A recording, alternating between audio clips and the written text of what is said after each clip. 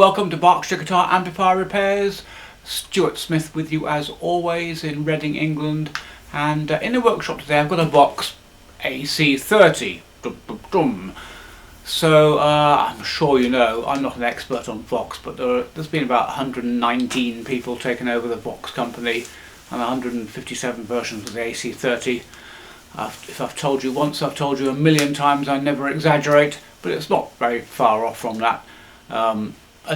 10, 15, I don't know, a lot of VOXes have reared their heads over the years, and there are lots and lots of different versions of the VOX AC30.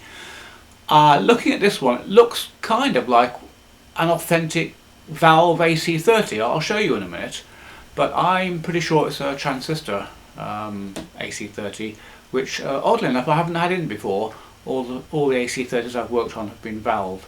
So let's have a look at it. The customer says it makes a horrible crackling noise when he plugs it in sometimes. Then other times it's perfectly okay, which obviously makes it a little bit more difficult to repair. But anyway, let's have a little look at the outside of this and see if we can find out if it's a disguised valve amp and really it's a transistor amp inside. So here we are, top side of the amp, and as you can see it looks very authentic old VOX, including the battleship grey paintwork, and you wouldn't really know that this wasn't a valve AC30, and of course that is their intention, to make you think it is a valve AC30. On the back,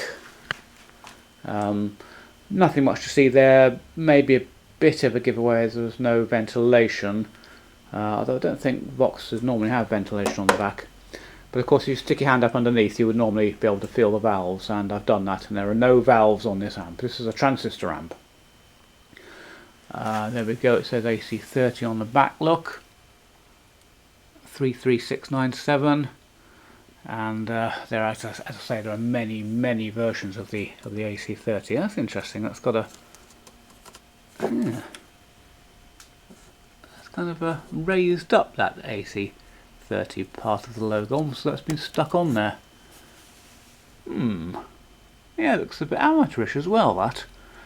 I wonder what's gone on there. Don't know. So there we go. So the next thing we'll do is we'll take the back off. Now on these amps you take out these 4 screws here, and this whole thing comes off with the amp attached still to this backboard. Then you have to take out these screws here to get the backboard off and get inside the amp once you've removed it from the chassis.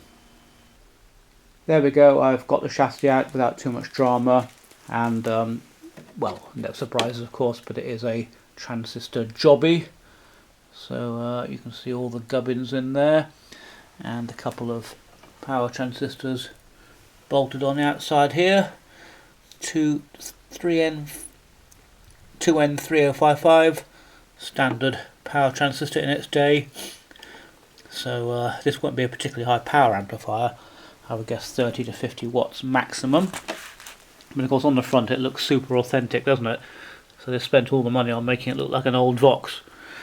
Anyway, what we'll do is we'll turn it on. I haven't actually even turned it on yet, and see if we can hear this problem. It came on straight away of course because it's transistor.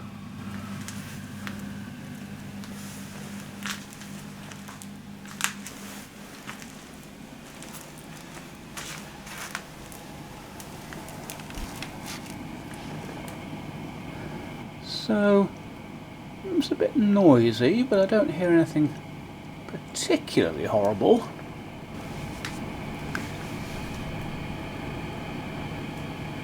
I thought the customer said it was crackling very badly, but that's just noisy, bit of a hissy, just white noise type of thing there. Now let's have a play with a couple of controls to see if anything happens. Can't hear any churning. Ooh. Okay, that was a bit noisy. Not quite sure what happened there.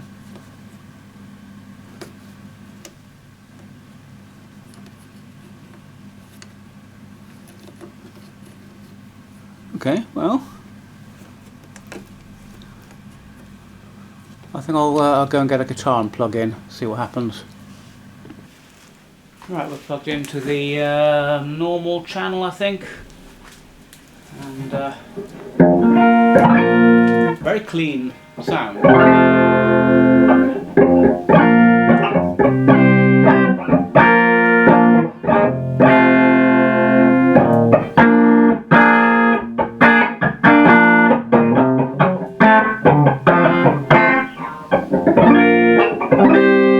Very transistor-y sound, but not too unpleasant.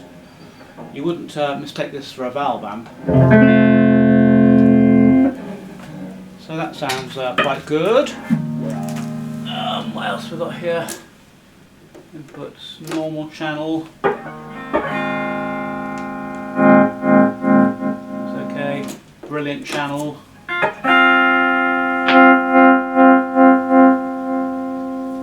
So the only thing I can notice is this vibrato tremolo volume knob. It's got a funny, weird mechanical dead spot just there. It's okay electrically, but it stops there, and then it's like almost like it's clicking past that point. And there's that funny noise again. I might try cleaning that, and also just moving the knob a titchy bit further along the shaft. See if that's what's causing that locking. But other than that, it seems alright to me, so I might have to ask the customer what he thinks is wrong with it. Yes, just to let you know, I loosened the screw on the pot and just pulled the pot a little bit further out on the shaft, and that's cured that mechanical binding. So it was obviously binding on the actual front panel there. There's a little bit of a crackle there, but might try and get some cleaner in there. Other than that, seems alright. It's a little bit noisy, but I wouldn't say excessively.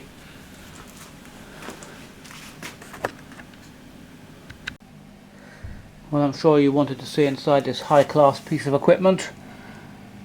Single-sided PCB.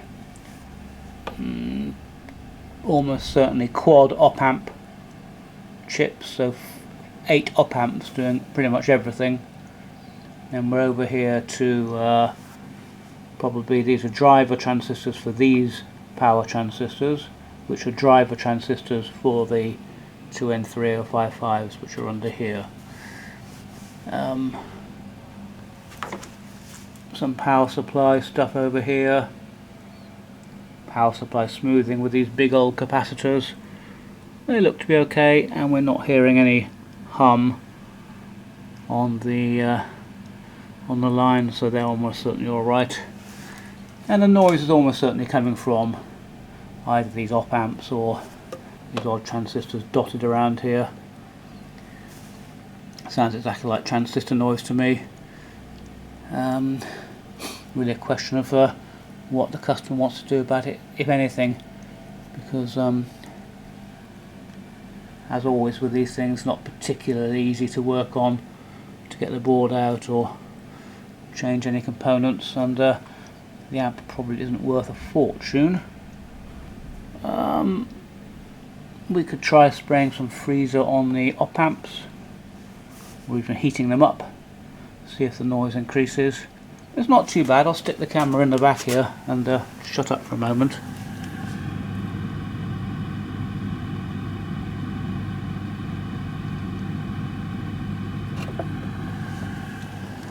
So you can hear there's a lowish level sort of white noise going on there, but nothing dramatic. So I've texted the customer, because he might come back and say, oh yes, there's a hideous loud crackle every half an hour or something, in which case we'll have to investigate further.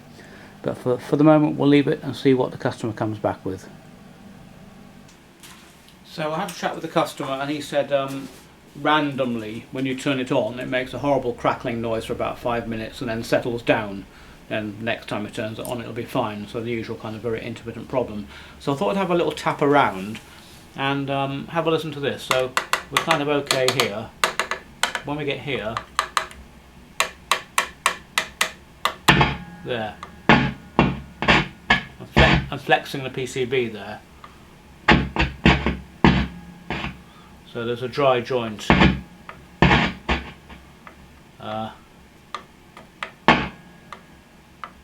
here somewhere.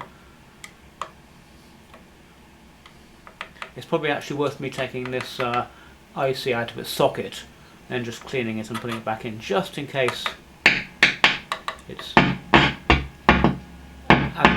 as I flex the board it kicks off. Just trying to waggle individual components here to see if I can narrow it down. Trouble is, it's very difficult to get this board out. You know, not impossible, but quite hard. Yeah, it's definitely a dry joint somewhere, I would say.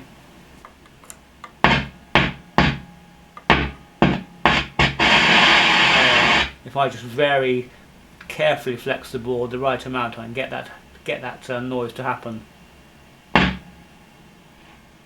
There you go. Okay, so we know what the problem is. I will take out that IC, it's socketed, that IC, and just give it a spray. You never know your luck.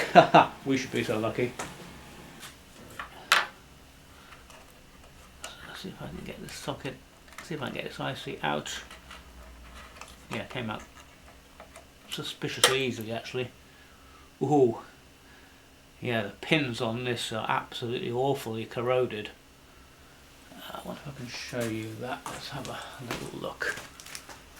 So here's the IC, and you probably can't see, but the pins here are very, very badly corroded. So I'm going to clean those up and put a bit of deoxit in the socket, and just, you never know your luck. So that's the IC there. I've taken it out, cleaned the pins, put some deoxit on the socket and put it back together, and the pins were really bad. If this cures it, I will do the same with that IC there, but for the moment let's see if that has done anything. Oh my god. Wow, would you believe we actually got lucky there?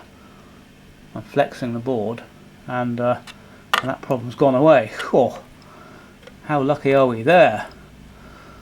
Because you're looking at a couple of hours to take the board out and put it back in again, which is a lot of money on the bill. That's fantastic news. Great. Right, well I'm going to pop this IC out here and clean it up as well, because it will be in the same condition. And amazingly, I think we're good to go. Obviously it's not worth a lot, this amp, so the customer doesn't want to spend a lot of money on it. Just looking at the caps to see if they're okay. I mean, obviously in an ideal world we'd change every single electrolytic on the board, and probably these as well, but we're not going to do that. Right, there you go. I've taken that IC out. It was much better than that one. In fact, the pins on that were quite clean, whereas those were very badly corroded. They're the same IC, so I don't really know why that's happened. That anyway, I did clean that up, put it back in. So we're good to go on this amp, and a nice low bill for the customer, which is brilliant news. So let's get it back together. It still works, I think. Yep, still okay. I haven't checked the vibrato and stuff, because I guess that needs a pedal, which I don't have, but anyway, he didn't mention there's anything wrong with that. I'll probably give it a quick check. Well, there you go. You don't often see this view of my workshop. I've got a load of stuff on the bench at the moment, so I can't get the amp up on the bench. There we go. We fixed that one, and I got dead lucky with that.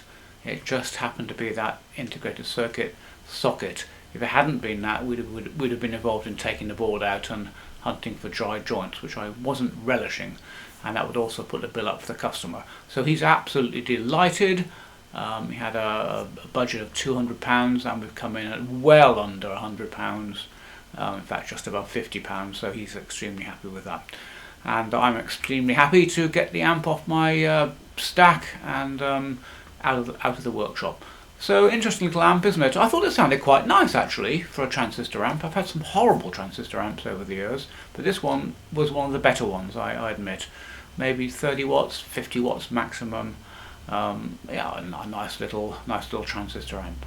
Okay, well there you go. Thanks ever so much for watching. I'll see you on the next video.